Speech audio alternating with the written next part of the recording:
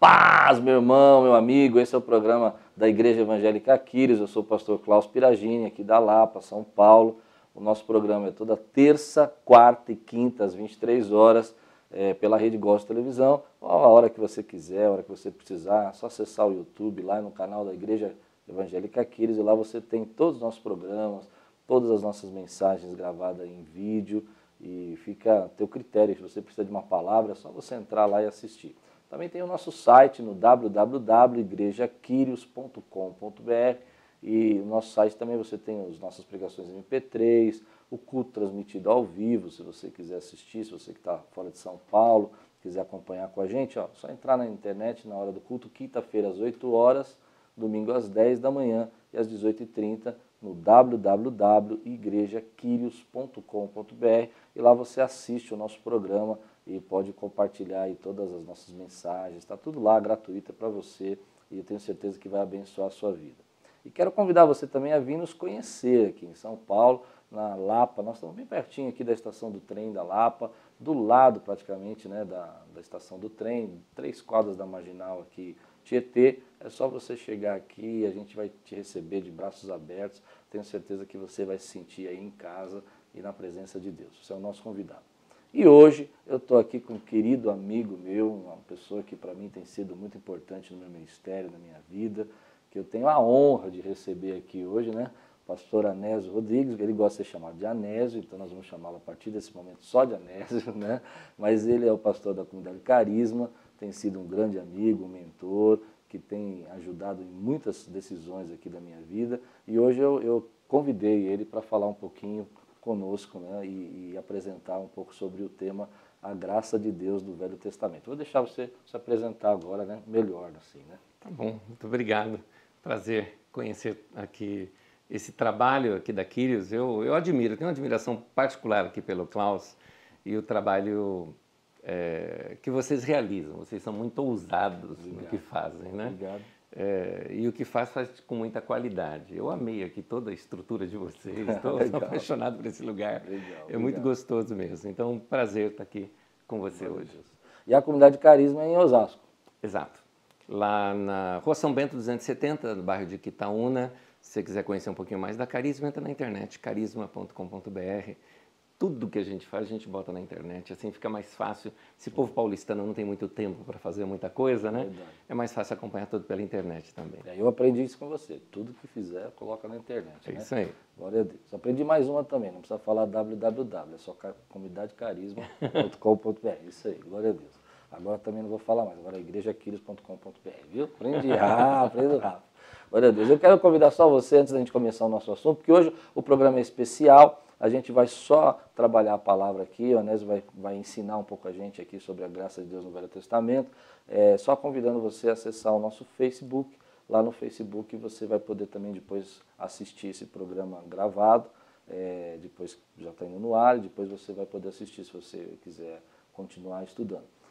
O nosso Facebook é Igreja Quírios, é só você acessar e curtir a nossa fanpage lá, vai ser uma honra. Então vamos lá, vamos trabalhar. Hoje a aula é particular, entendeu, pessoal? Que honra. E nós vamos estudar um pouquinho sobre a graça do Velho Testamento. Você estava me falando que estava encantado com esse tema, né? Sim, quando eu acho até provocativo citar a graça no Antigo Testamento, porque nós temos aquele contraste que o Novo Testamento faz entre lei e graça, o que está certíssimo. Realmente, no Novo Testamento, a lei ela é vista como algo ruim, engessado, empedrado e que coloca jugo sobre as pessoas. E esta visão do Novo Testamento está correta porque era o que estava acontecendo nos tempos do Novo Testamento. O pessoal pegou a lei do Antigo Testamento e transformou num código religioso, dando para a pessoa que estava praticando aquela lei, um certo status, né? E eles se sentiam, como os fariseus no caso, se sentiam mais espirituais do que as outras pessoas. Então, nesse sentido, está corretíssimo. Mas vamos voltar agora no tempo, antes do Novo Testamento. Foi Deus quem deu a lei. Interessante. E Deus é um Deus de graça. Ele não mudou depois de Jesus, ele já era assim, ele é o mesmo ontem, hoje e sempre. Portanto, o mesmo Deus, perdoador, amoroso, tudo mais, é o Deus também do Antigo Testamento. Acontece que nós é que fazemos uma leitura anacrônica do Antigo Testamento. Anacrônico é quando você, com os óculos de hoje, você tenta entender um texto antigo. Então, para você entender melhor aquele texto, você tem que entrar dentro do seu contexto. É aqui que eu acho que a gente poderia... Posso entrar aqui um pouco? Não? É aqui que eu acho que a gente poderia entender um pouquinho melhor esse tempo do Antigo Testamento. Vamos pegar... Até porque, só pegando esse gancho que está dizendo, que algumas pessoas acham que são dois deuses, né? Sim, sim. Aliás, eu já ouvi pregação sobre isso. Ah, é? Já ouvi gente falando que eram dois deuses. Dois deuses, o do Novo e do Velho Testamento. Não, então, vamos não. entrar nesse assunto, porque esse assunto Há é dois interessante. entendimentos e duas visões diferentes sobre Deus. Deus é o mesmo. Glória a Deus, Não é é? verdade. Mas eu queria voltar lá no tempo em que aquele povo colonizou aquela terra de Canaã. Nós conhecemos a história bíblica, o povo no Egito sai com Moisés, passa pelo deserto, 40 anos, e através de Josué invade e toma posse da terra prometida. Vamos entender um pouquinho como é que era aquela região. Aquela região, primeiro, era uma região submissa ao Egito, aquela região. Haviam naqueles lugares aquilo que a Bíblia chama de reinos. O que a Bíblia chama de reinos, veja bem, chama de reino, porque naquele tempo era visto como reino. Nos nossos olhos de hoje, para quem estuda um pouquinho de história, vai entender isso. Aquilo eram cidades-estado. Tá. O que era uma cidade-estado? Imagina uma cidade murada, com um exército que protege aquela cidade. Então, dentro dessa cidade murada ficavam ali aqueles que eram a pequeníssima classe média que havia, que era, na verdade, os artesãos, os alfaiates, esse pessoal desse comércio que trabalhavam dentro da cidade. E no alto da cidade, na parte mais protegida da cidade, morava-se o rei e toda a sua corte.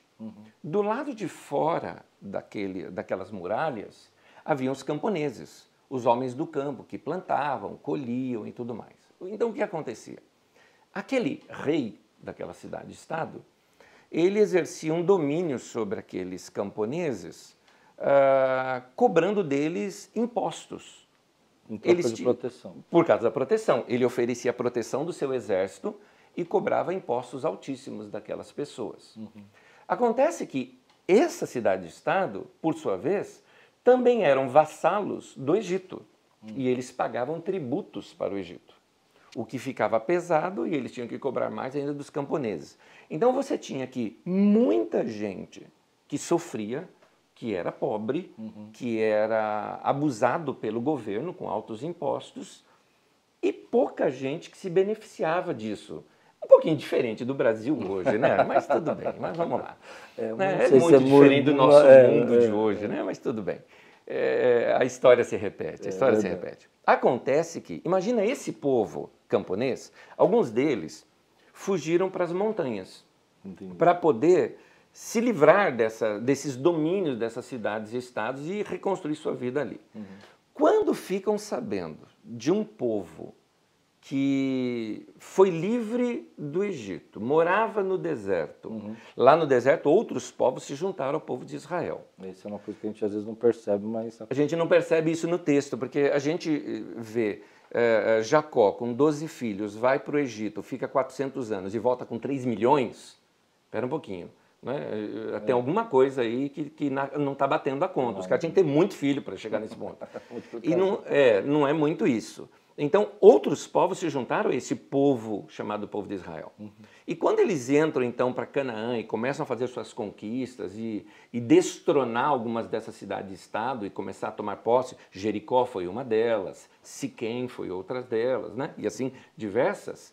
Esses povos também se juntaram a eles, esses clãs. Os jebuseus, né? Sim, até porque alguns deles eram já conhecidos desse povo de Israel. Você vê que Abraão, por exemplo, no passado, que a gente lê a história de Abraão e Ló, a gente pensa que é dois homens andando no deserto com a esposa e os filhos.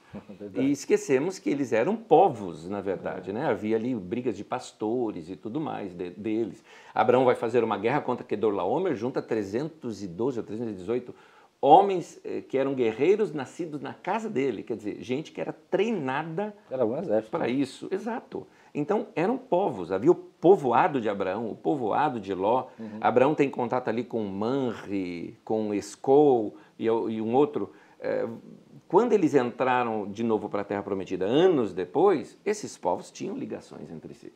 E eles se juntaram. É isso que formou a nação de Israel. Então a nação de Israel ela foi formada com um povo que estava fugindo dos altos tributos, estava fugindo dos domínios das cidades-estados e liderados por um povo que tinha fugido do grande império, que era o Império Egípcio. Então, mas só para eu entender, nós estamos falando então no período pós-Egito, né? Pós-Egito, quando depois de Josué entraram na Terra Prometida. Certo. Agora, aqui que é interessante, é nesse tempo que vem a lei. A lei veio para governar isso. A lei veio para orientar esse povo. Porque esse povo viveu quase 300 anos, que nós temos aí de Josué até Saul, que é o primeiro rei, nós temos de 200 e pouco a quase 300 anos, sem rei, sem governo, sem exército, sem uma estrutura governamental. Então, era um povo, entenda a minha expressão aqui, anarquista, né? Sem governo. Né? Era um povo sem governo. Cada um vivia de acordo com a sua tribo, vamos dizer assim, sua família. Sim, mas havia uma lei que dominava sobre eles, que era a lei do Senhor. A lei era boa. A lei ela não deixava que tivesse pobre entre eles. É o povo plantava, colhia e não tinha que pagar tributo. Imagina, por exemplo, se todo o seu salário ficasse para você e você não tivesse que pagar imposto nenhum. É sonho, né, brasileiro. É verdade. E às vezes a gente pensa em imposto, a gente pensa só em imposto de renda, né, aqui no Brasil. Mas você paga imposto pela água que você compra, pela roupa que você comprou, você paga imposto. Tudo. Em tudo você paga imposto. Então imagina se você não pagasse imposto nenhum, que era o caso daquele povo. Tudo que plantava era deles, o dinheiro era deles. E ali haviam leis e regras, por exemplo, a lei de amar o próximo como a si mesmo. É uma lei que havia ali entre eles. Essa lei fazia com que, quando uma dessas cidades-estados vinha e tentava invadir algum território de alguma das tribos, se uniam todos. Juntavam os homens e vamos lá, vamos guerrear, porque são os nossos irmãos. Iam lá, guerreava, libertava e voltava de novo. Aquela paz entre eles. Então, o povo crescia, o povo tinha prosperidade entre si, haviam leis sobre escravatura, por exemplo, o escravo não podia ficar mais do que 7 anos. Regimes de governos, né? Como que você poderia cuidar da sua família, como você deveria cuidar, né, do seu próximo. Né? E esse é o ponto. E tudo era baseado em família. Família era a estrutura básica desse povo. Então, deixa eu fazer uma pergunta. Hoje, quando as pessoas olham para a lei com um certo ar pejorativo, né? Sim. A lei, a gente está na graça e tal. A lei que eles estão falando é É do fariseu do Novo Testamento. Isso que eu ia dizer. Eles pegaram essa lei. Sistema religioso daquela época. Porque Paulo fala que a lei é boa. É verdade. Então, a lei que era boa, que ela era social, econômica e transformada em religiosa. Esse é o problema. Usaram como um jugo, né? Exato. A lei ela é social, econômica e para dar uma sociedade igualitária. Como seria uma sociedade que andasse debaixo da lei de Deus?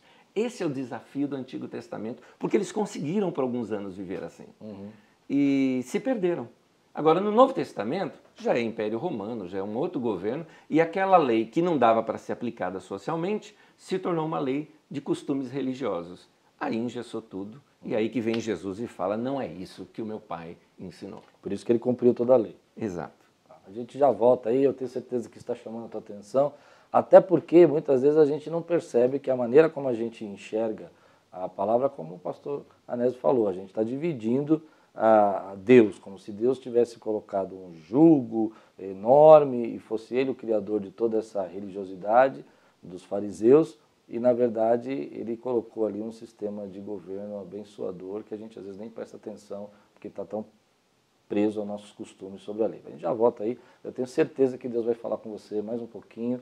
Não saia daí, que Deus tem algo para dizer para você ainda hoje através desse assunto. Igreja Evangélica Filhos. Venha nos conhecer. Quinta-feira, às 20 horas, culto de edificação. Sexta-feira, às 20 horas, o nosso culto de cura e libertação. Domingo, 10 horas da manhã e às 18h30. Meu amigo, meu irmão, isso aqui é Na Sala do Pastor, eu sou o pastor Klaus Piragini, é uma alegria estar aí na tua casa agora fazendo esse programa, falando das coisas de Deus e abençoando a tua vida. Hoje, num tema muito especial, com um querido amigo meu, o pastor Anésio, que está aqui, ele vai estar ministrando, está falando com a gente sobre a graça no tempo da lei, quebrando alguns paradigmas aí que a gente tem com relação a, por exemplo, separar o Deus do Novo, do Velho Testamento, por não entender a lei, ou até mesmo ficar preso aos ritos religiosos da lei sem entender o sistema sociopolítico que a lei tinha sido estabelecida por Deus. E como o Anésio falou, a lei é boa, né? Paulo falou que a lei era boa, né? Exato, exato. Vamos focar então essa questão aqui, por exemplo, do sábado. Tá aí. É um polêmico isso. Tá aí. Esse é um exemplo ótimo para mostrar como as pessoas transformaram algo que era uma lei trabalhista em uma lei religiosa. Então a lei de sábado era uma lei trabalhista. Sim, porque o povo estava saindo como escravo do Egito. Certo. Vai agora para a Terra Prometida. Chega na Terra Prometida, começa a trabalhar todos os dias e trabalha para outros e presta serviços e tudo mais, acaba trabalhando todos os dias. Qual a diferença disso de uma escravatura? Quase que nenhuma. Até porque eles estavam embaixo desse jugo há 400 anos. Né? Exato. Então, é colocada uma lei, por exemplo, um dia não pode trabalhar, que era para dar para o povo, porque não era só não trabalhar a questão. O sábado você tinha que ter tempo com a sua família. Por que tinha regras para você não caminhar muito ou não trabalhar? Que era para você sentar com seus filhos, falar da lei do Senhor com seus filhos, de serviço a Deus com seus filhos. Então, o sábado era um tempo de lazer em família, de tempo em família. Era para isso que era o sábado.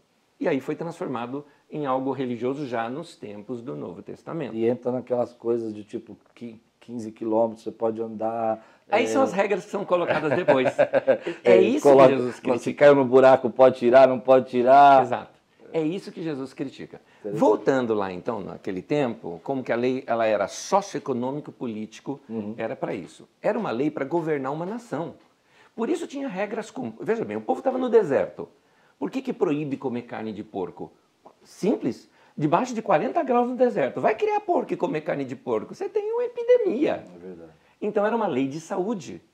Tinham leis, por exemplo, ensinando até como a pessoa deveria defecar. É verdade. Ela tinha que sair do ritual, pegar um pauzinho, ir para lá, cavar um buraco. Então você já sabia, quando você via alguém passando com um pedacinho de pau na mão, você, tem uma boa hora, desse tipo. Eu aprendi isso uma vez com uma tribo indígena. Achei interessante. Ela não tinha essa lei sobre isso. Ela não tinha. Olha que engraçado, isso é real. E as pessoas faziam as necessidades nas portas das ocas, da aldeia, em todos os lugares. Então ficava tudo sujo. Tá aí.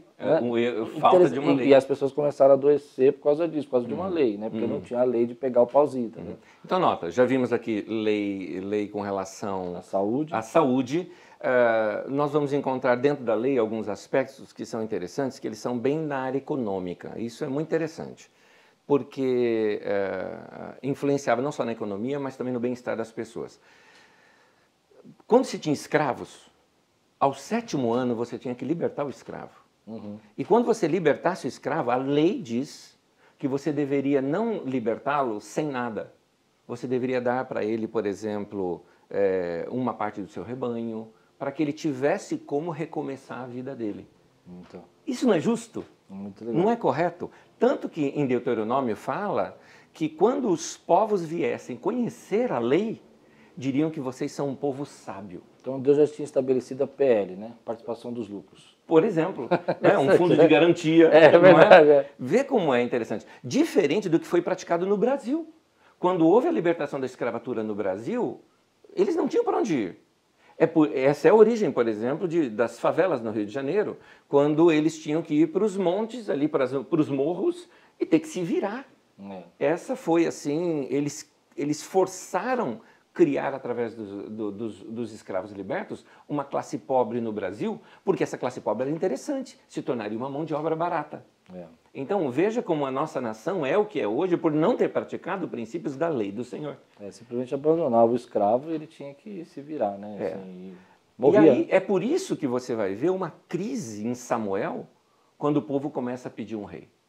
Quando o povo começa a pedir um rei, porque queria ter um rei como todas as outras nações, o Samuel alerta claramente esse povo, ele fala, vocês estão pedindo um rei? Esse rei significa que ele vai ter um rei, ele vai ter a corte, ele vai ter o exército, ele vai ter a família dele, ele vai ter os negócios que ele vai fazer. E quem vai pagar tudo isso? É verdade. O povo vai pagar. A cada um mês, o seu filho vai ter que trabalhar de graça para o rei. Cada uma das tribos fornecia um mês. E quando nós lemos ali, principalmente na época de Salomão, a gente sempre olha o outro lado de Salomão, né? As construções e tudo mais, aqueles palácios suntuosos, o templo que foi construído. Agora eu pergunto do outro lado, e quem pagou tudo isso? E até porque quando o filho dele assume, já tem uma crise, né? Essa crise que tem quando o filho assume mostra claramente que o povo estava por aqui com Salomão. É verdade. Porque Salomão beneficiou lá embaixo, em Jerusalém, na região de Judá. Naquela região, se você fosse lá, estradas, aterros que ele fez, fortificações, cavalos nas ruas, aquela coisa suntuosa. Você ia mais para o norte, o nosso nordestão, né, só que lá de Israel, você ia para o norte, você encontrava o quê? Pobreza, miséria, o povo trabalhando muito, pagando altos impostos.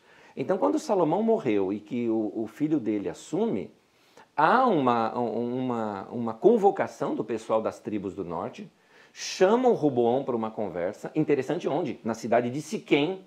Cidade de Siquém foi onde houve o pacto de Siquém feito por Josué.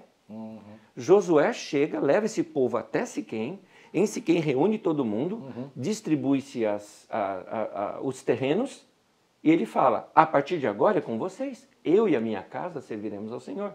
Ou seja, a base de todo aquele povo eram as famílias. E ali se estabelece as casas, as famílias, o povo se fortalece e vive em paz por muitos anos. Lá, de novo, agora já saltando lá para a época de pós-Salomão, né, na época de Roboão, o povo se reúne, chama Roboão para uma conversa e fala, abaixa os impostos. Abaixa os impostos, diminui o trabalho, está pesado demais para nós. E Roboão não ouviu isso. O que eles fizeram? Eles chamaram como líder deles um cara chamado Jeroboão. Quem era Jeroboão? Jeroboão era alguém que trabalhou nos trabalhos forçados de Israel. Olha que coisa! Trabalho forçado. Jeroboão, ele era líder dos trabalhos forçados sobre a tribo de Benjamim e ele se revoltou contra Salomão. Ele não admitiu que pudesse escravizar o próprio povo. Interessante. E então Salomão o persegue, ele foge para o Egito, busca exílio no Egito por um tempo. E ele retorna quando Salomão morre. O povo pega ele para ser rei. Porque ele já tinha começado uma pequena revolta ali. Uma pequena revolta querendo devolver ao povo o poder. Então a gente sempre olha a Reino do Norte como algo ruim. Porque nós temos uma visão sulista nas Escrituras Sagradas, porque a maioria dos textos sagrados foram escritos no sul. Então eles carregam isso sobre a dinastia de Davi, eles carregam um pouquinho do imperialismo ali nos seus escritos. Né? Então já a tribo do norte as tribos do norte procuraram devolver isso para o povo, mas erraram. Erraram e aí a Bíblia mostra os seus erros que cometeram e eles se desviaram da lei do Senhor. Né? Mas enquanto praticaram a lei, foi um tempo de graça sobre o povo, foi um tempo de equidade, não haviam pobres entre eles. Eles tinham um fundo interessante, um fundo que ele era reabastecido a cada 3 anos, um fundo de assistência social, que era feito com os dízimos. Eles juntavam os dízimos e a cada 3 anos era refeito esse fundo de assistência social, que era para os pobres, os órfãos, as viúvas e até os estrangeiros. Tinham leis, por exemplo, que quem colhia não poderia colher nas laterais, para que quem viesse colher? Os órfãos, as viúvas e os estrangeiros que estivessem se refugiando, né, de perseguição dos seus países, pudessem encontrar ali em Israel uma acolhida. Quando eles recolhiam as uvas ou as plantações, caía no chão, não podia pegar, porque isso era para os pobres, os órfãos, as viúvas. Então não havia miséria em Israel, porque a lei era boa. Então essa lei sociopolítico-econômica é excelente, dada por Deus, mas transformaram-na numa lei religiosa que não era para ser transformada. E aí você vê a graça de Deus nesse processo todo, né? Porque Deus é o mesmo, Ele ama, né? Deus muito bom, Ele cuidava do órfão, da viúva, até do estrangeiro que fugia das perseguições dos seus países e encontrava em Israel uma coisa muito boa. A igreja do Novo Testamento, ela retoma esse pensamento.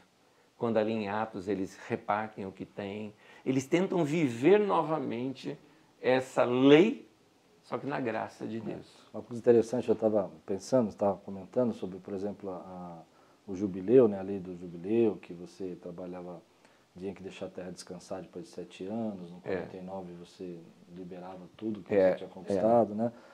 Hoje nós vivemos esse problema no mundo, né, que não tem pausa, né? A terra não tem pausa, né?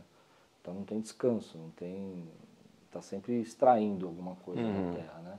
E um dos comentários atuais hoje é sobre aonde nós vamos parar, porque a gente está consumindo e não para de consumir, né? Eu estava assistindo um filme agora recentemente, não sei se você viu no cinema, e eles trabalhando esse tema sobre o Interestelar, falando sobre o consumo exagerado que poderia destruir todo o ecossistema da Terra, porque a Terra não descansa e você está sempre criando transgênicos, fazendo coisas diferentes, né? Tentando extrair mais do que a Terra consegue dar, né?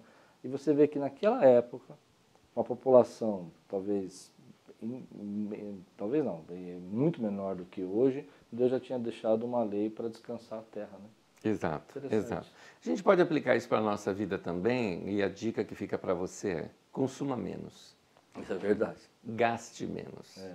Você não precisa das coisas do último tipo que a mídia está te colocando. Você não precisa disso. Seja mais justo. Reparta um pouco do que você tem, porque esse povo fazia isso. É verdade. A ideia do dízimo não é alimentar o sistema da igreja como nós fazemos hoje em dia. Não é isso. A ideia do dízimo era uma ideia exatamente de assistência social. E isso dava sustento suficiente tanto para a religião, para os sacerdotes, para os levitas e tudo mais, que é um outro assunto esse, como também era para sustentar aqueles que nada tinham. Então, por onde começar? Começa com os pobres e necessitados que estão à sua vista. Começa com aquela pessoa, como Jesus mesmo mostra naquela parábola, do Lázaro que estava no portão da tua casa como um mendigo esperando cair migalhas da sua cozinha. Gente que às vezes faz parte da nossa própria família, né? Exato, exato. Começa por aí. Eu acho que toda igreja e todo cristão, de alguma forma, deveria se envolver com alguma questão social.